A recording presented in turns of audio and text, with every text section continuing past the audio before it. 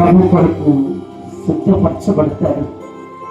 నీవే ఆయన మాట వినకపోతే, నీవే ఆయన వాక్యాన్ని స్వీకరించకపోతే మరి ఎవరు చెప్తారు? నీ గ్రామాన్ని ఎవరు రక్షిస్తారు? నీ పట్టణాన్ని ఎవరు రక్షిస్తారు? నీవు ఒక ఉభయతగా మారగలిగితే ఈ లాంటి దైవ సేవకులు పనిచేయడం ప్రారంభిస్తాను. నేను ఈ స్థలానికి ఎందుకు వచ్చామో తెలుసా? నేను ప్రతి సంవత్సరం వేరే జరుగుతుంది వచ్చాననుకుంటూ ఉన్నాను, కానీ కాదు. నీతోట మాట్లాడాడు ఆయన, నీతోట మాట్లాడాడు. మీరు ఎరిగిన వాడైనా వాడికి బాధపడతా వాళ్ళని వస్తుందా? పాడుపాటు ఉన్నాయి, పాపం నేను పరిగెట్టిస్తూ ఉంది, ఆయన వాక్యం మీద రమ్మంటూ ఉంది.